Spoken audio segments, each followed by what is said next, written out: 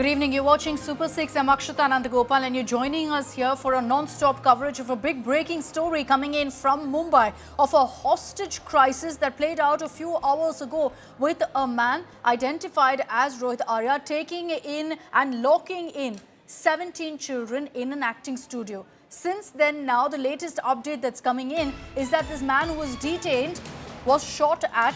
He was rushed to hospital and declared dead in the hospital. So the kidnapper is now dead, and that's a confirmation we're picking up from our sources in the Mumbai police as well. The information we have right now is that there was some sort of an exchange that happened once he was detained, which led to the police going ahead and firing at this man. He was then taken, after he was taken into custody, then he was rushed to hospital, declared dead in hospital. But details also they were picking up on who this man is, Rohit Arya. Why did he take 17 kids into custody? Why did he hold them hostage? The information we have right now is that Rohit Arya hailed from Pune and that he had received a tender from the former education minister's office. The money for that tender didn't come through. And so this man, this kidnapper, had been protesting for the last many months outside Deepak Kesarkar's office. Deepak Kesarkar was the former education minister of Maharashtra. Was it because of this that this man decided to go ahead and hold 17 children hostage? At this point, the police haven't confirmed the motive, but we have been able to dig in and get you those details here on India Today as to exactly why he had a grouse, a bone to pick with officials. This is the information we have for the first time on your screens, flashing more details about this man, Rohit Arya, who kidnapped 17 kids, let them go. Fortunately, they were all safe. They were all rescued by the Mumbai police, who quickly acted. This happened in Mumbai's Powai, and right after he was detained, the information we're also picking up is that there was some sort of an exchange that happened, which led to the cops opening fire at this kidnapper. He was rushed to the hospital where he was brought in dead. So the kidnapper now dying, and that's the end of the hostage saga that's played out. Something that looks like it's come right out of a film. In an acting studio there in Powai, this man went in, locked the gates, refused to allow the children outside. In fact, released a video statement in which he rambled on about having some demands which he said have to be met. He never listed the demand really, just said that this has nothing to do with money. I have only one issue that needs to be addressed, but never really spoke about what his demand was in that video. It ended quickly as soon as the police reached that particular spot. They ensured that the children were reunited with their parents. There were eyewitnesses speaking to India Today who confirmed that they were worried parents outside the studio waiting for any word on their children. And you can only imagine how stressful, how concerning that particular situation was.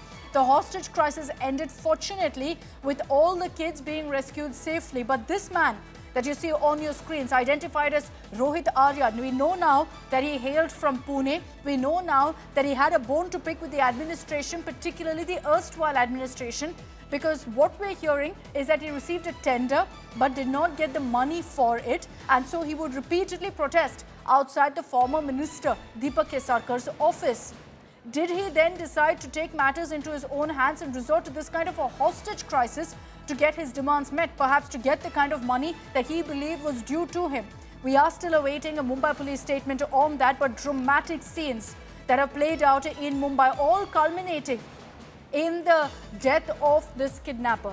Vidya is joining us live with more details on this. Vidya, what dramatic details emerging really of what's played out in Mumbai? This man who we're showing on our screens, Rohit Arya, now shot dead. Do we have details of exactly what happened that led to him being shot dead by the cops?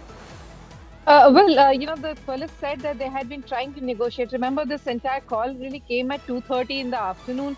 And since then, the police, Powai police had immediately reached on the spot. But, they tried their best to negotiate to make sure that this man comes out. However, he was adamant. He did not let go of the people who were there in his house, the children, and there was a senior citizen person as well. And since he was not letting go of them, the police had to make a forced entry. So when the forced entry was made, because they did see, that he had an air gun, air rifle, and some other material, chemicals as well, that were found in the residence. the police had to take stronger measures, and that's one of the reasons it is said that there was a gun firing. However, he was immediately taken to the hospital. The police is yet to look into this entire issue in clear terms. However, yes, the people who had been taken hostage, they have been rescued in this entire scenario. Okay, so from what Vidya is telling us, the cops, to ensure the safety of the hostages, ensured that they barged right into the premises, and in the process, because the accused here, the kidnapper, wasn't letting any of the children, or for that matter that one senior citizen, go. He was armed as well, which is why the cops had to resort to firing at him to put an end to the hostage crisis as it played out. But Vidya, also the biggest question that arises here, what was the motive for this man to go ahead and kidnap these children? About 17 of them, we're being told, were the ones who were being held hostage. Do we have any details about that? Because from what we're picking up, he didn't have any past criminal record. Well, in fact, as can be heard in the video as well, that has been he had put out on the social media. As he says, he does not really have any particular demands per se for ransom, or was not seeking a huge money. Was not speaking. He just had some questions, as he said in that video, which he wanted answered. From whom he really wanted answers from. What was the real motive is something that the Mumbai police is not really clearly speaking at the moment. But yes, they said that they had been negotiating and trying to get the person who had held all these people hostage to release the people. But since he seemed adamant, would not budge from the position, so they had to make a forced entry, which really led to such consequences. Okay, let me bring in also Mustafa Sheikh. He's joining us live from Mumbai, from the hospital, to which, in fact, this kidnapper was rushed but was declared brought dead. Mustafa, what are the details you've been able to pick up really about the exact sequence of events that ultimately culminated in the kidnapper being shot dead? Well, yes, we are outside this hospital where the accused was brought for treatment. After the studio was taken under him and 17 students were captive, the police made a forceful entry inside the studio. Once the police entered the studio, there was a firing which ensued, and Rohit suffered one bullet injury, and this injury is turned out to be fatal, is what police is saying. Because he had air gun.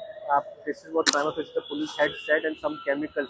So it was difficult to understand at that point whether it was a real gun or something which was of a less vacuum. So at that point, the police, the first thing they thought of doing is of making firing a shot at him, injuring him. He was in a critical condition. He was brought to Hindu River Samrat Balsab Thake Trauma Center, which is in Yogeshwari, and from here his treatment was ongoing, but the doctors declared him dead. So clearly, because the stakes were very high, 17 children were held captive. Rohit was not able to negotiate with the police, and he was not backing out from his situation. The police had to take the plan B, which is consulting the people, inform them with the society members and others, and enter through the bathroom of this building. The forceful entry was made, and this entire incident happened. After which, the accused was brought here at the hospital, and then later the children were rescued from this studio. Back to you. Okay, so they've all in fact been rescued, which is good news that all the kids are doing fine. They were safely rescued. They've met their parents as well. But what we're hearing, and Mustafa, can you confirm this for us? What we're hearing is that the reason Rohit Arya was shot at was because he was refusing to allow the children to get out. He continued to hold them hostage despite the police getting together and surrounding that particular location, which is why they had to fire at him to ensure the kids were safe. Can you confirm that for us? Well, that's true, because that's what the police discussed with him at the first place. They said that all his demands will be met. He has to come out and release the student, release the children. Because he didn't agree to this term, the plan B was enacted with a condition that this will result in a forceful entry and hence shooting at the accused will be the police's natural action because they didn't know exactly what weapons We're having a bit was of a he holding. problem with your audio. We're going to fix that and then I'm going to come back to you for all those latest updates. Divyesh is also live with us. Divyesh has been tracking all of the updates that have come in. Divyesh, has there been any statement from the Mumbai police so far on exactly what transpired? Well, the Mumbai police is yet to give an official statement, but Mumbai police has officially said that Rohit Arya was injured. He suffered a bullet injury when the rescue operation was on. He was taken to the hospital in a very critical condition, and there he is succumbed to injury. Though Mumbai police is yet to declare the death part on record, the death of Rohit Arya, they are yet to declare it on the record. But hospital authorities have confirmed that Rohit Arya had succumbed to the bullet injuries that he suffered during the rescue operation. Police had to fire on him because it is suspected that he was aggressively trying to stop police officers, police officials, the quick response team, which had been for the rescue, which forced entry from a bathroom window, entered the room where he kept the 17 children hostage, and a senior citizen was also kept hostage by Rohit Arya. When they were being rescued, Rohit Arya became aggressive, and that is why police had to fire on him to in order to stop him, in order to contain him further from stopping the rescue operation. So there was a Children serious, were successfully there was a rescued. serious concern from what Divyesh, Mustafa and Vidya tell us. There was a serious concern that this kidnapper could actually hurt the little children that he was holding hostage, that he could actually resort to harming them because he was refusing to let them go despite the cops coming there and surrounding the area. He had air guns with him, so he was armed as well.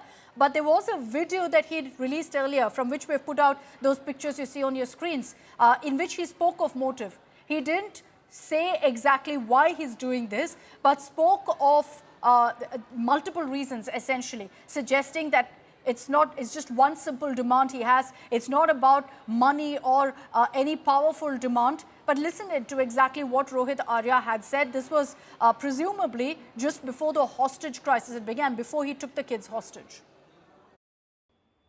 मैं Rohit Arya suicide करने की जगह मैंने एक plan बनाया है और कुछ बच्चों को इधर हॉस्टेज रखा है। मेरे कुछ ज़्यादा डिमांड्स नहीं है, बहुत सिंपल डिमांड्स है, बहुत मॉरल डिमांड्स है, बहुत एथिकल डिमांड्स है। और मेरे कुछ सवाल है, मुझे कुछ लोगों से बात करनी है, उनको सवाल पूछने हैं, उनके जवाब पर अगर मुझे काउंटर क्वेश्चन है तो मुझे काउंटर क्वेश्चन पूछना है, लेकिन मुझे ये जवाब चाहिए। मुझे दूसरा कुछ नहीं चाहिए। ना मैं टेररिस्ट हूँ, ना मेरी बहुत बड़ी पैसों की डिमांड है, कुछ भी पैसों की डिमांड तो है ही नहीं, इमोरल तो बिल्कुल भी नहीं है। सिंपल कॉन्वर्सेशंस करने हैं और जिसके लिए मैं इन बच्चों को हॉस्टेज लिया है। ये मैंने एक प्लान के तहत ही हॉस्टेज लिया है। लेट्स चेंज 4 मैं सच में करने वाला था, करने वाला हूँ। अगर ज़िंदा रहा तो मैं करूँगा, अगर मैं मर गया तो कोई और करेगा, लेकिन होगा ज़रूर। इन्हीं बच्चों के साथ होगा अगर इनको हार्म नहीं होता है तो, because the slightest wrong move from your end will trigger me कि मैं ये पूरा जगह को आग लगा दूँ और उसमें मर जाऊँ। मैं मर जाऊँ या नहीं मर जाऊँ, बच्चे अननेसेसरी हर्ट होंगे, ट्रॉमाटाइज डेफिनेटली होंगे। उसके ऊपर कुछ होगा तो मुझे पता नहीं, उसका ज़िम्मेदार मुझे ना गिना जाए, उसका ज़िम्मेदार उन लोगों को गिना जाए जो अननेसेसरी ये ट्रिगर कर रहे हैं। So that is in fact the statement that he'd released. And he says that, I've taken kids hostage. So clearly while the crisis was playing out, he released this particular video. This man is now dead. He was shot at by the police because what we understand is that he refused to let the kids go. The police had to barge in, and because he was armed, they fired at him to ensure the safety of the hostages, to ensure the safety of those children. And right after that, he was rushed to hospital. In the hospital, he was declared dead. I'll bring in Vidya once again on this broadcast because at this point, Vidya, we're still awaiting an official statement from the police. There are questions, however, about whether he had a bone to pick with the administration. There's some information we've been able to pick up about a tender for which there was money owed to him and that he was protesting over this for the last many months. Of course, people have their way of, going about it if they feel that they have been fraudulated or there's a fraud action that's taken against them. and they can actually register FIR, they can go to the court. However, this person decided to take law into his hand, and in fact he got 17 children into the entire studio of his, wherein, as he himself had been claiming, that it will be set on fire in case any wrong move was done by Mumbai police. So remember, there was a clear and a very clear threat that the Mumbai police had been facing, with 17 kids and a very senior citizen right there at the in that studio where the accused, the person was holding them hostage. And remember, this was certainly a very big threat which the Mumbai police had to deal with successfully, and that's one of the reasons why, probably because remember, what the Mumbai police as of now has said, that the person was armed with an air gun that was clearly seen on him. Whether it was loaded, not loaded, that's not something that could have been decided at the spur of the moment when they barged in. They had to make a forceful entry, remember, and the kids were seen, according to a lot of bystanders who had seen the kids at the studio. The kids had seemed stressed, is what most people had spoken about, and that's one of the reasons why the action of Mumbai police had to be swift and successful. And that's one of the reasons when they barged in, probably, well, not the details of this entire incident, of what really triggered and why the entire shootout really happened. That's something that will really have to be, looked into. However, at this moment, this person did suffer an injury and immediately was rushed to the Jogeshwari Trauma Center. However, he could not survive, is what we are being told. However, the Mumbai police certainly will have to elaborate exactly as to what really led to this kind of an incident. Okay, what's played out in Mumbai is shocking because this man decided to take law into his own hands, decided to hold little children hostage. And what we're also picking up, I'll bring in Deepesh also for more details on this. Deepesh, what we're also picking up about this man is that he was actually working in the studio. Can you confirm that for us?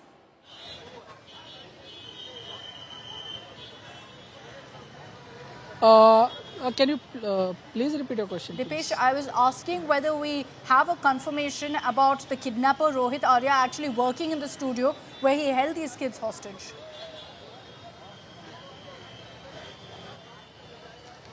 Yes, we tried to speak with the parents of the children who were taking the children to the studio from past 5 to 6 days for the audition of the web series, and they are saying that Rohit Arya came into contact them during this period only, from this last 5 to 6 days, when he gave an ad for the audition of the web series, and he taken the parents into his confidence and said that he is going to shoot a web series in the Alibag, and for that he wants few children for which he is taking an audition. So from here where we are standing right now, we outside Raj studio, here Rohit Arya was taking auditions from last 5 days, and today when children were not get home for the lunch, then parents came over here to check their children, and when they are here, at that time they came to know that exactly what happened, after which the Mumbai police was called,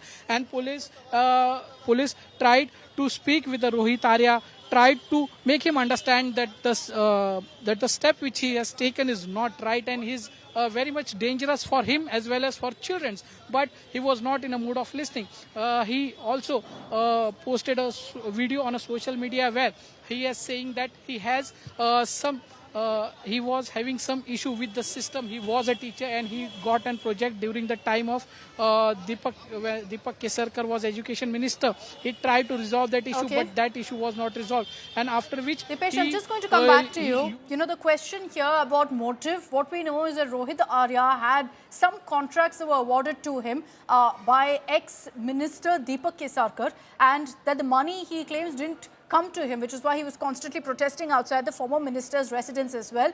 Here's what Deepak Kesarkar has to say about all of this.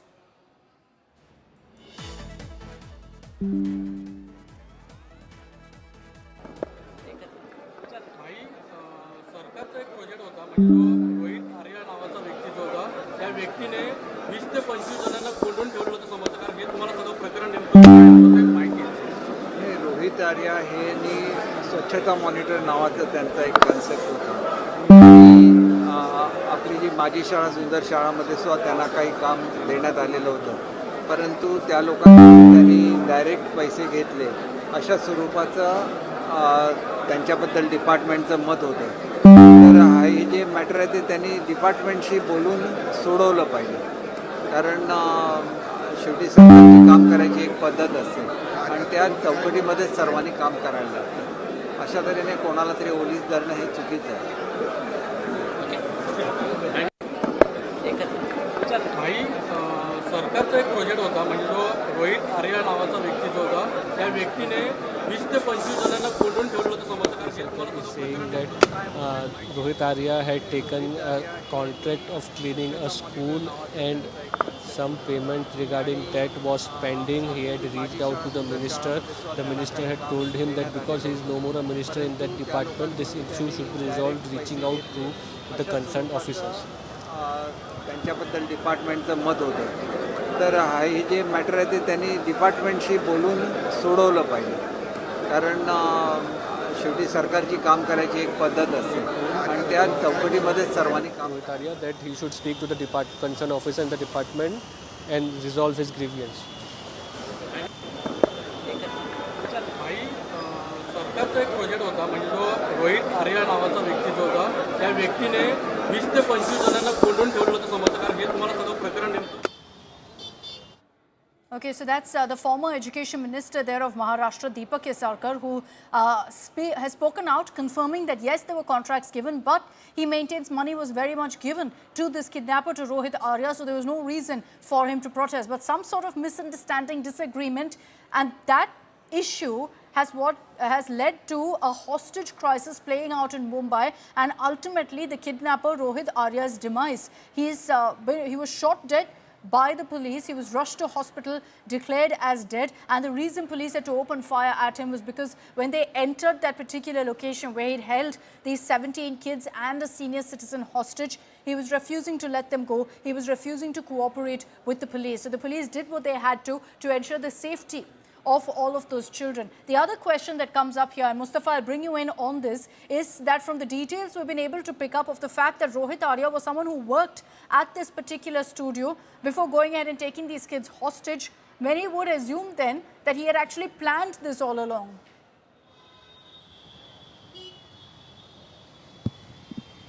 Well, yes, this is something it seems that he took as a last resort. This incident was pre-planned because of the air gun and the way the video was received. If the school education minister Deepak Kesarkar is recognizing that Rohit Arya was in touch and demanding some pending payment of school cleanliness related work which he had done, so it seems that one of the reasons was of the financial dues which were pending with the government, and the Maharashtra's opposition is starting alleging that the government's mismanagement of financial budget is causing lives or keeping lives of children threatening the lives of school children. CLP leader of Congress in Maharashtra, Vijay Vijaytiwar, has come out and posted on X that because if some person who is not being paid by the government taking such drastic step, the government should plan their finances well so that such incidences don't happen. How much there is truth in the fact that this incident has happened because of the school cleaning contract work dues pending of the Maharashtra government, or it is that there is some other reason of it, is something which is not clear, but the opposition has started alleging against the government that the government's financial mismanagement is leading and risking the lives of children. Back to you. Some information which will flash very soon on our screens about exactly what transpired, what happened that led to the death of Rohit Arya. Here's what we're picking up, that there was a quick response team that rushed to the spot in light of what had happened, and the operation in all took 35 minutes. The QR team that I'm referring to, the quick response team of 8 commandos, they had actually barged into the studio in which the kids were being kept hostage, and right after that, the kidnapper opened fire. They attempted to negotiate with the kidnapper, but he didn't clearly want to indulge in any sort of negotiation, and so he opened fire which is when the Mumbai police and the quick response team immediately rushed in.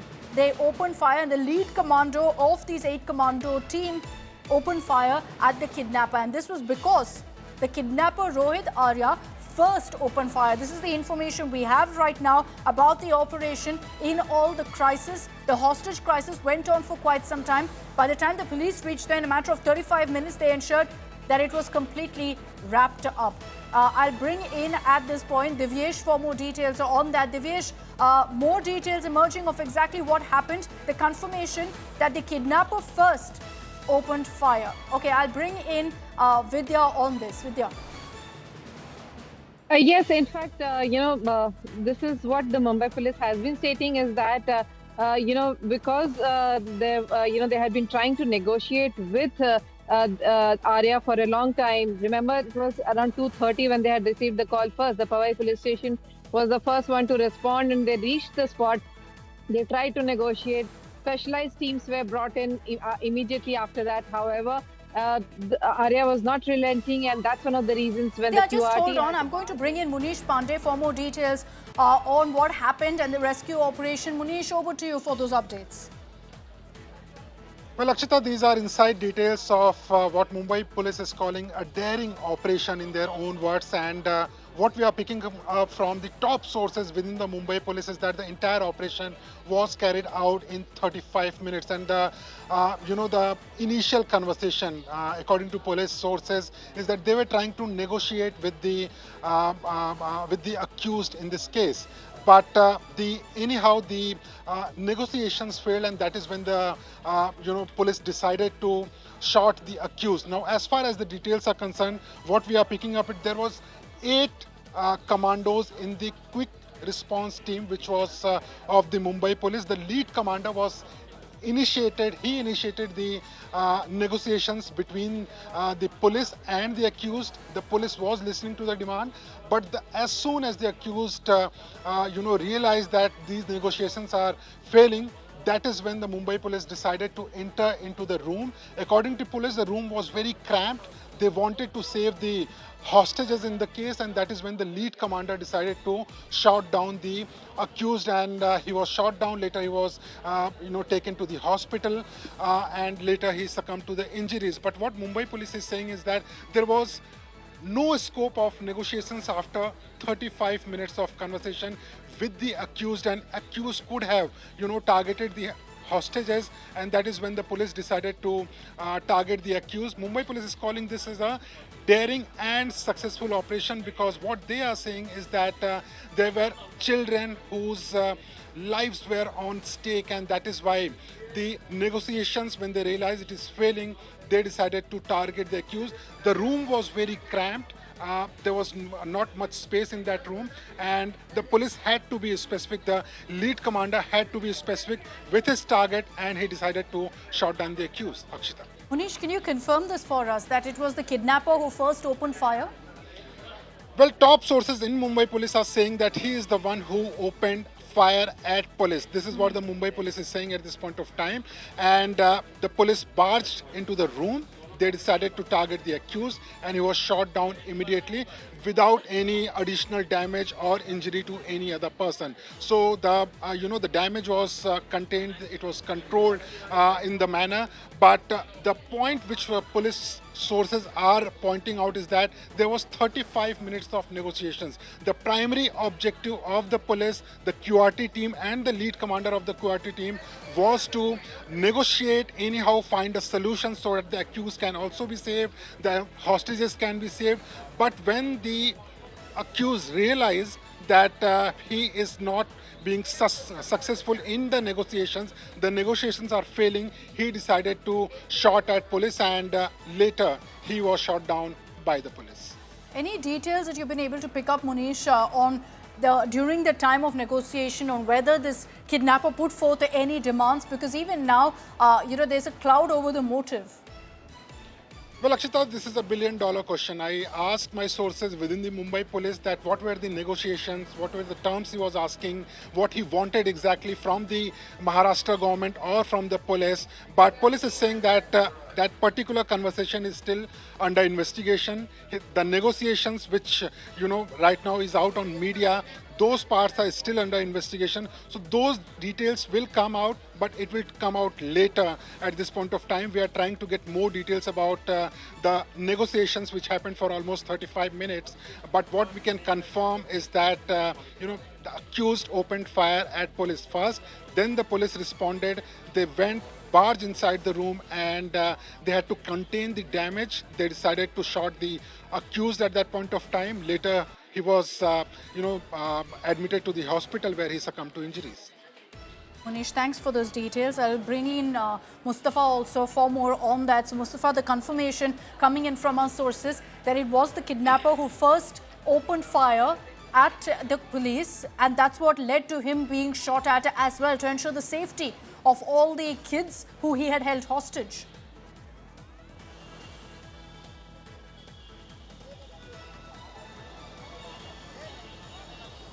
Mustafa?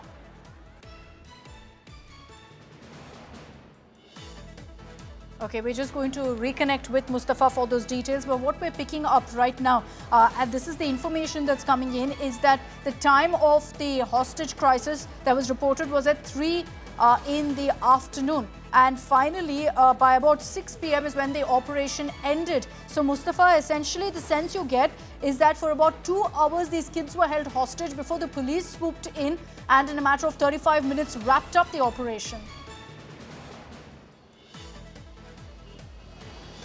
Well, that's true, and they had to do it swiftly because the stakes which were involved were very high. There were 17 children who were being held hostage, and it's true that any police agencies, especially Mumbai police after 26/11, regularly undergoes training for the hostage situations, be it the NSG in Mumbai, be it the Force 1 Commandos of Mumbai, the Quick Response Team of Mumbai Police. So the Quick Response Team of Mumbai Police in this case had reached the spot when the negotiations failed, and they realized that Rohit can take some drastic steps. They entered forcefully inside this structure and rescued the children. As Munish was saying, that it was first Rohit Arya who fired upon police, and hence the police shot upon him, and one bullet injury was suffered by Rohit, and then he was declared dead. So clearly the situation which was the police was handling was a very critical one, and hence they acted accordingly. Okay, Mustafa, thanks for those details. We're going to keep tracking the latest updates that come in on what exactly played out, the dramatic hostage crisis in Mumbai. Casualties averted by the police acting rather swiftly and ensuring the 17 kids who were taken hostage were all released safely. But in the process, negotiations failed. The police, when they barged in, we understand that the kidnapper opened fire at them. And so when they fired back, he was shot dead.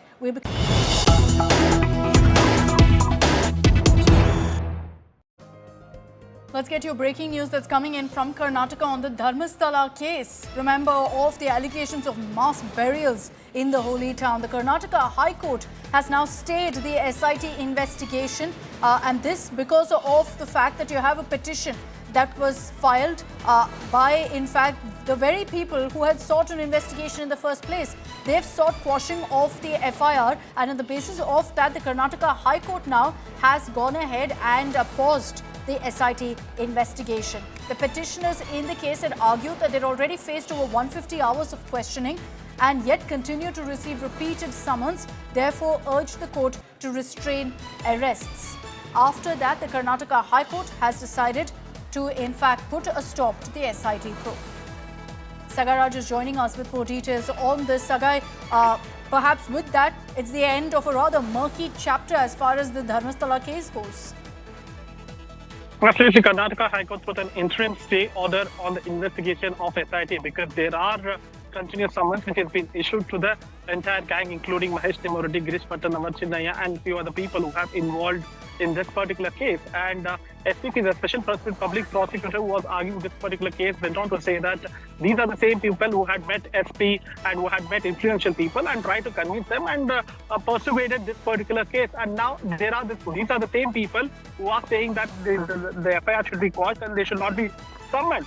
And he has also said that if they want, they can go ahead and take an anticipatory bail when it comes to this particular investigation. But he has pleaded the court not to give them a relief. However, the court will continue on this petition on November 12th. So till November 12th, there is an interim stay on the investigation or summon to be issued to all these people. Okay, Sagai, we're going to thank you for the moment, but we will focus on another story that's coming in right now from Bengaluru. And this is a horrifying one. A couple in Bengaluru went essentially on a killing spree. They targeted a man, a biker, just because he had grazed a window of their car, the side view mirror of their car. And then they attempted to stage it as some sort of road mishap.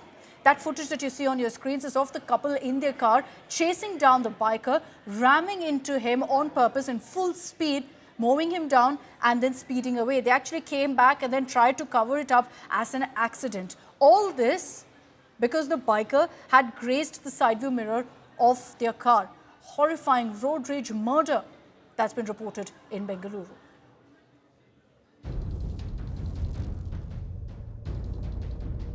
Not a tragic road accident as it first seemed, but a shocking cold-blooded murder.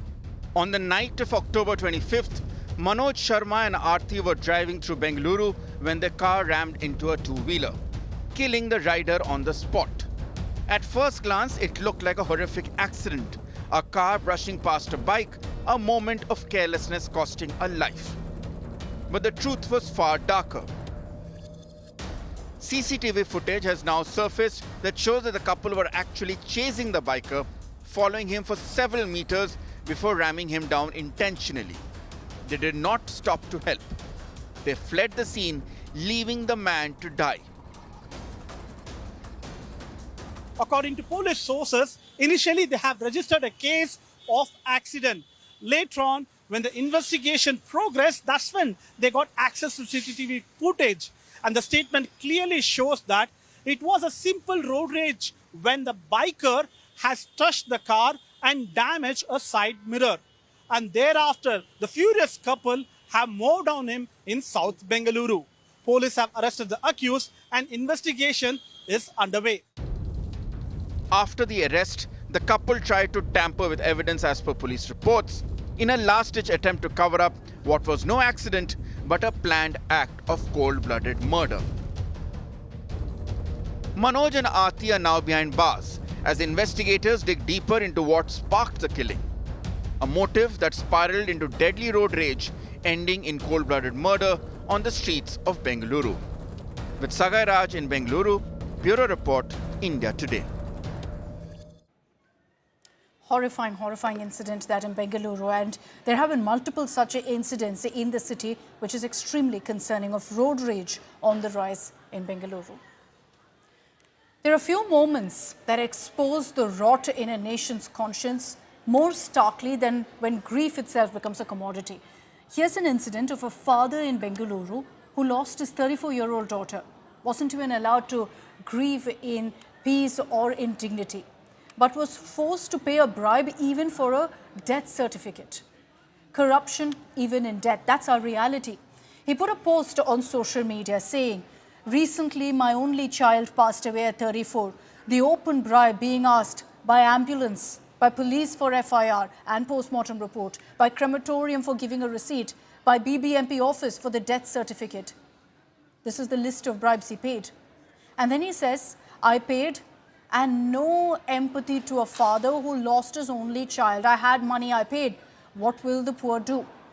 His post is heartbreaking because you feel angry, you feel sad, you also feel a loss of any hope, because in 21st century India, this is still what's happening.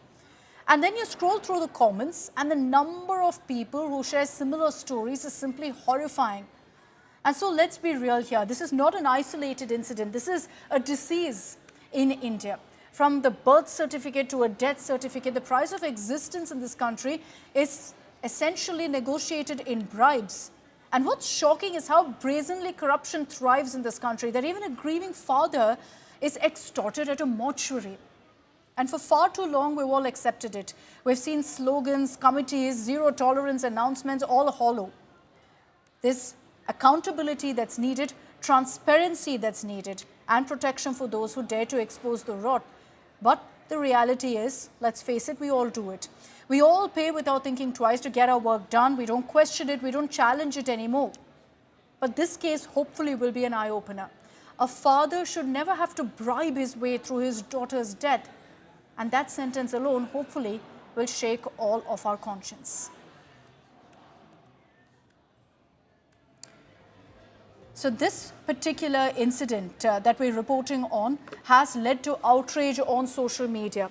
And while the Bengaluru man has deleted his post, it's led to a flurry of comments where people have also shared similarly what's happened with them. The Bengaluru police have taken note. The inspector of Bellandur police station, who's been mentioned in that post, action has been taken against them. The BBMP has assured action against whichever BBMP officer was involved in taking a bribe for the death certificate.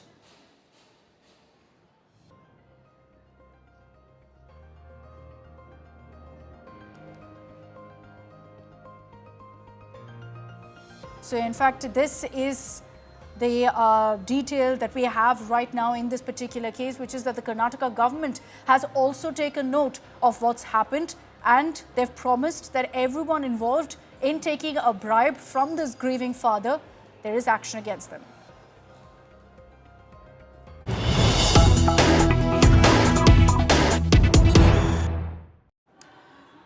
And sticking to news from Bengaluru, there's now a crackdown on littering. Many would say much needed. The Greater Bengaluru authorities started a rather unique campaign where they've gone ahead and collected garbage in front of the houses of those caught throwing waste on streets. The message is, you litter, we'll litter back. This drive has been kicked off in Bengaluru, and so there is video evidence of the offenders, after which action is taken, after which garbage is dumped right outside their house. The idea, the authorities say, is to shame litter bugs, as they call them, and ensure that everyone hesitates before throwing waste out on the streets.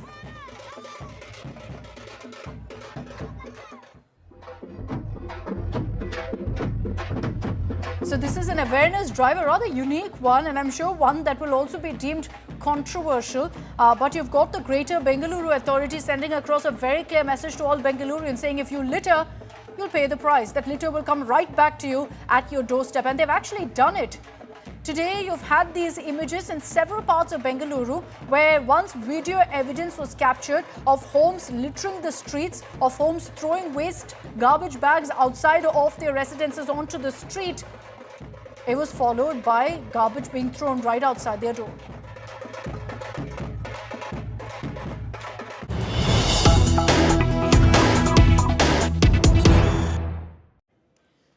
Okay, more breaking news coming in. Justice Surya Kant has been appointed as the 53rd Chief Justice of India. The official notification is in. He will be serving as the CJI from November 24th, from next month, till February 9th, 2027. So a long term for the next CJI of India. Justice Surya Kant appointed as the next CJI. The official communication is in. I'll bring in our legal editor Nalini for more details on this. So Nalini, the next CJI will be Justice Surya Kant Mishra. The official notification is in. He does have a much longer tenure than several others.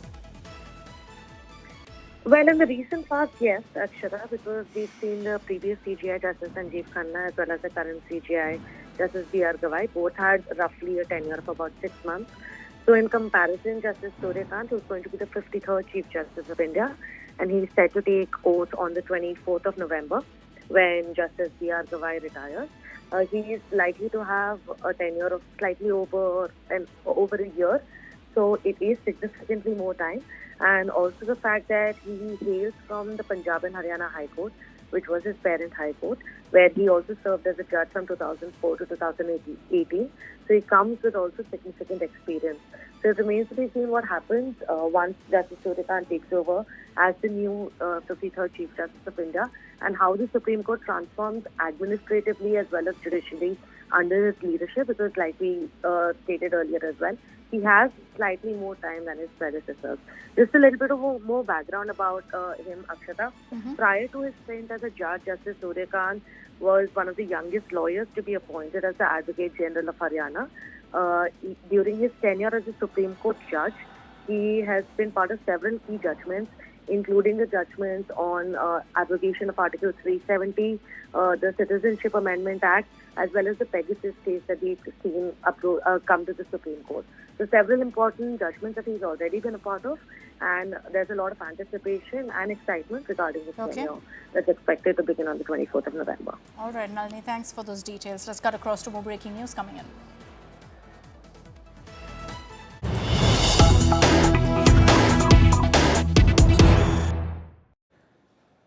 And former cricketer Mohammed Azharuddin is all set to become a minister in the Telangana government. The official communication is in that there will be a cabinet expansion tomorrow and Azharuddin will be inducted as a minister in the same. Abdul Bashir is joining us with more details on this. Abdul, this definitely came as a surprise move. The fact that Azharuddin is now being inducted in the cabinet, what sparked this particular decision by Revanth Reddy? Well, that's what we're learning through the party sources from the Congress party is that there was a meeting of the Jubilee Hills discussion where the minority leaders have met and they have put up a demand that a Muslim minister would be helpful in the upcoming bypolls is what the party sources have said. But what we're learning is that this is a long-pending demand that had been waiting when a Muslim minister was needed. Several minority leaders have been demanding the chief minister and the Congress party that a minority minister must be placed. And now that the demand is being fulfilled by the Honorable Chief Minister, who has proposed to expand the Council of Ministers and informed the swearing-in ceremony will be fixed at 12:15 p.m. tomorrow, where former cricketer and senior Congress leader Mohammed Azharuddin will be the minister in the Chief Minister Revanth Reddy's cabinet, is what we are learning. So tomorrow, 12:15, he will be swearing in as a minister and as the Council of Ministers. Remember that recently, in August last week, the Telangana government has proposed Azharuddin for the member of Legislative Council. He's nominated as an MLC in the governor quota, which is being pending as the matter is sub judice. And now the expansion is taking place with Mohammed Azharuddin being given so tomorrow the is when the formal induction will take place. Thanks, Abdul, for joining us with those details. The Vasant Valley School in Delhi has been selected as the National School of the Year at the BW Education Lighthouse Awards 2025. And expressing her gratitude, happiness at receiving the award, the school's founder and chairperson Rekha Puri dedicated this honor to her team. I'm leaving you with this report. BW Education Best School of the Year 2025 is... Congratulations to Mrs. Rekha Puri, chairperson, Vasant Valley School. Ladies and gentlemen, a badge of honor for the Vasant Valley School. Best School of the Year 2025 team with a bigger, better, bolder round of applause. The BW Education Lighthouse Awards 2025 saw education leaders and innovators from across India come together to celebrate excellence and innovation. And it was at this prestigious event that the Vasant Valley School received recognition from the best in the business. Vasant Valley School was named the Best School of the Year 2025. Chairperson of Vasant Valley School, Rekha Puri, emphasized on how education isn't just about studies and books. When my husband Arun Puri and I started the school, we envisioned something that the academic and the non-academic, or I should say the extracurricular activities, will blend in seamlessly to give children a very balanced education. In fact, our building is designed so that half the building has got education, academic classes, and half the building has non-academic or extracurricular classes, but we also have a big sports field. Mrs. Puri also stressed on how the school nurtures a community where diversity thrives. Arun and I believe in, like you know, in inclusion and diversity. We want the neurotypical children and the neurodiverse children to study together, to grow together, to understand each other's needs, their challenges, and their differences. And this is the uniqueness of Vasant Valley School. बहुत बहुत प्यार से सींचा है इसे. A moment of pride, a mark of excellence. Vasant Valley School continues to set the gold standard in education. Bureau Report, India Today.